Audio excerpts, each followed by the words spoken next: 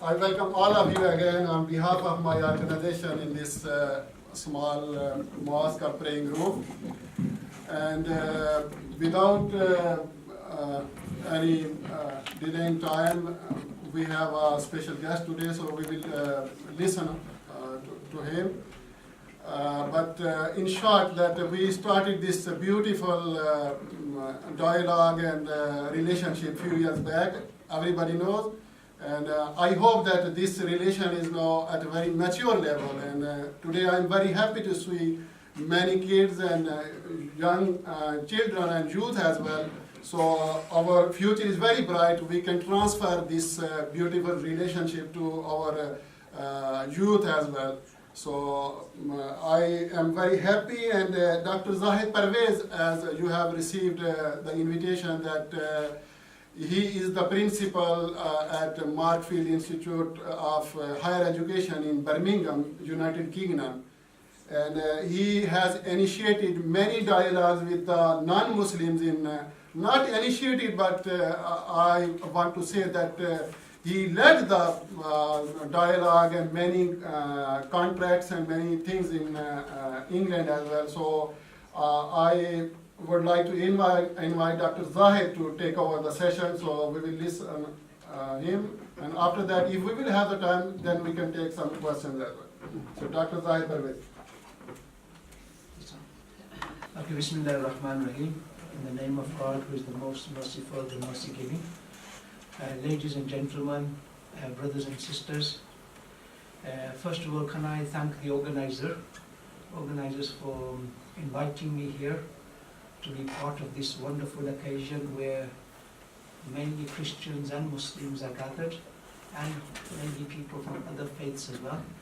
We are gathered here for no other purpose but to enrich our understanding of each other, and also to find ways where we can join hands to improve the environment in which we live and make a positive contribution so that our future generations can live in a more peaceful, more just, and a more harmonious society, and where everyone will be respected and human dignity will be preserved. So I thank you for inviting me to this event. I actually asked one of my colleagues, Dr Zahid, to accompany me here today, but unfortunately he could not come. He is one of the pioneers, and I would say amongst the Muslim community in Europe, he is one of the leading figures. For the last 30-40 years, he has been involved in interfaith work. So as an academic, and he has also been in international forums as well about interfaith. I have also been working in interfaith relations for the last 20-30 years, but in a narrow perspective than what Dr. Zahid has been. Currently, I work at the Markfield Institute of Higher Education, where we teach BA in Islamic Studies and 5 Masters, trying to see how Islam is relevant to the modern world. So we have a Masters in Islam and Sustainable Development, in Islamic Banking and Finance, Islamic Education, Muslim Chaplaincy, and Islamic Education. So these are some of the topics which we teach, and we also have a PhD program at the Markfield Institute. We are validated by Newman University, which is a Catholic university, and they have been very helpful. Before that, it was the University of Gloucestershire, which had Anglican roots in the Department of Theology. So we've had very good relations with our fellow Christians in the UK, in the academic world, also at a social level, which I will explain some of the things today. So, first of all, why do we need to understand each other, have a dialogue, meet each other, remove misunderstandings, and develop friendship and working relations with each other? First is we share the same space. We live in a globalized world. You won't see now nations were known by a particular identity. They had the same religion, the same language, the same. But now in a globalized world, about quarter of the Muslim population, quarter of a billion is about 250 million, 300 million.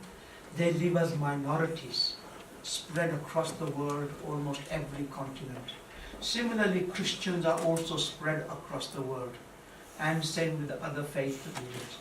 So in a country like, say, UK, in Birmingham, just Birmingham, we have over 40 languages spoken there now. So we all share the same space, people of different ethnic backgrounds, different languages, different religions, they are all now living as neighbors. So this mentality of us and them can no longer survive. It's all us. We share the same space. We live on this same earth which God, our Creator, has created for all of us.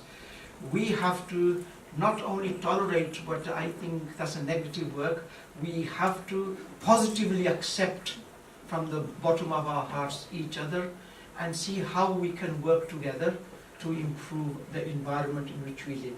So we share the same space, we interact with each other on a daily basis, so that means we cannot afford not to get to know each other. It's very important.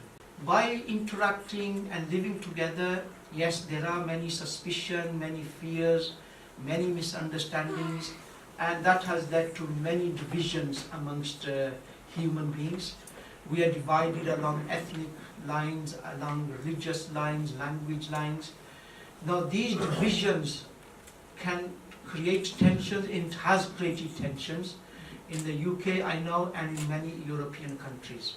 And these tensions are not good for the communities, neither is it good for the whole of society. So we need to meet and heal these divisions, not only understand each other, but heal these divisions and through enhancing our understanding and our mutual respect with each other. And the other reason which I have noted is not only meet, have a cup of tea, get to know each other and say nice things to each other, but we have to join hands. And I will give you some examples towards the end, where in the UK, some case studies where we have joined hands, not to discuss religion, but to actually take on a lot of social issues which we are facing, driven by our values and our faith, and what results we got because of that. So I will share that. So join hands for the common to stop the erosion of trust. Trust is eroding from society. Love is eroding from society. The spirit for charitable work is eroding from society. Justice, peace.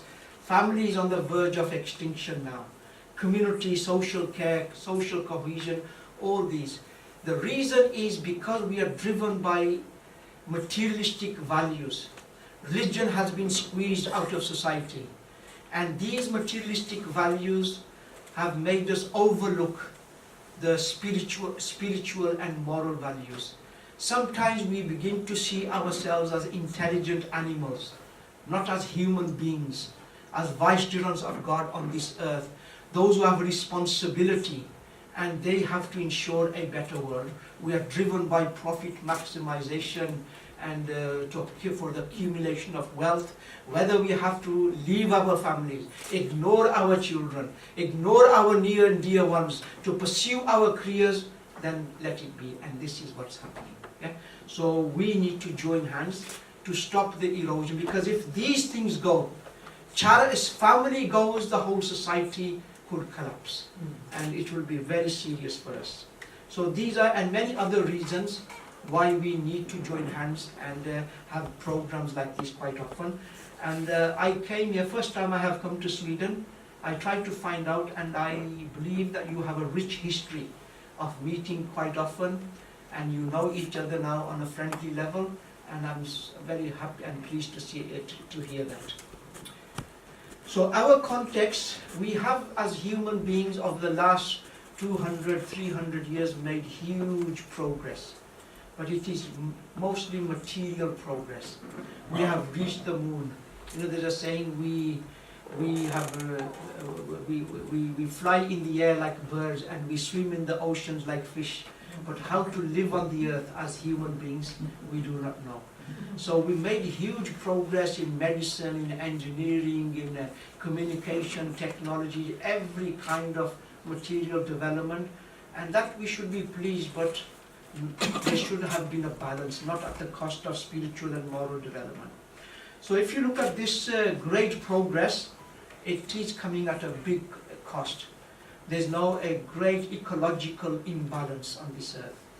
We want to chop down all the trees and maximize profits, and it's creating a whole ecological balance, disturbing oxygen, carbon dioxide levels. Many species are becoming extinct. The sea levels are rising. So this is our context, and people of faith, they need to deal with this context. So despite all these possibility of a global village, we are seeing that human distance is increasing. Neighbors don't speak to neighbors. I can speak to somebody in Australia, in other parts of the world, but I don't know my neighbors. And all faith religions say, love your neighbor. You know, we ignore our neighbor. Yeah, we don't know the people in our neighborhood. Parents are working different places. They have no communication with their children. So communities are declining. So that communication, understanding, sense of responsibility, respect, and working relations, where it matters, are eroding. We have business connections, we have other connections, but not those connections which will help us to build the social capital to address our emerging problems. Now religion, like I said before, has been sidelined. It's been pushed to the private quarters of life. So you can worship God, you can practice your faith in your house, but not in the public sphere. Religion has no place. And where the religious values, moral values have no place in society, that society will then use its greed and its other ways to influence policies. Religion can help in many ways. It can help to connect people like nothing else. You know, this prayer 5 times a day, which I think about 5 times, is one of the most powerful ways to build social capital. Because when we pray 5 times a day, we don't just pray and go back. You get to know each other's issues and problems, what support you need. You communicate and you help and support each other. It's a very powerful mechanism. So religion connects people, whereas materialism atomizes society. Religion emphasizes on spiritual and moral values to help us see beyond the material, and forces us to look and consider at higher purpose and meaning in everything we do and everything we design. No religion is discussed at all. What we do, we look at our common social problems and issues and say how we together can help address those. I'll give you just a few examples here. We did a listening campaign. We contacted 2,000 people and said, in the name, what is your problem? You know, what problem you want us to help out? They came with so many problems. One of the problems was that there was a small factory, you know, the car batteries. They used to break them, and they were made of lead. And the lead poisoning was spreading. And some of the cats and animals died as a result. So mothers were frightened that our children are playing here and they are going to get this lead poisoning. They went to the council would not do anything. They tried a lot of things, nothing happened. So then they contacted Citizens UK. We said, fine, we did an analysis, power analysis, we got to know who are going to help us. We got all the communities together, went to the council. Council said, sorry, we can't do anything. We said, fine, we're going to turn out 1,000 people tomorrow. Yeah, you have to do, we're going to bring the media, we're going to bring the dead cats. Now, council was panicking. 1,000 people is a big force. Council was panicking. Council had meeting after meeting. Then in the end, they agreed to relocate that out of the neighborhood into another area. So that was very successful. Mothers were taking their children to school, and there's a very busy road. And all they had to wait, and there's a danger of somebody dying, because there is no crossing or anything. So again, individually they cried, they did everything. Then Citizens UK took that up, and we forced the council to put a zebra crossing and so on. Yeah? So small things like this. In Bilston, the main problem was litter. People were throwing rubbish everywhere. When we did our analysis, we found out there's no bins. There's no notices, there's no nothing. So we got the council to do the work, and it was solved. Yeah, this was a major war. living wage. Government, after a lot of fighting, introduced the minimum wage. We felt this is not dignified. It is not. So what citizens in London did, they went to IBM, they went to big corporation and convinced them intellectually, economically, that it is in your benefit. You pay them more, they will spend more, it will come back to you. When they were, in fact, Channel 5 made a TV program on this. Major companies were won over, and they went not for a minimum wage, but for a living wage in London. Now they are pushing all companies to move towards a living wage. How many thousands of people have been helped and benefited?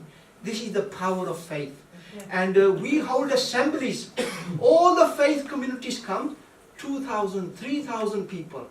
You know, it was a model borrowed from America originally, where we hold candidates for elections from all the parties and say, these are our issues. We want free transport for those who are under 16, parents cannot afford their bus fares.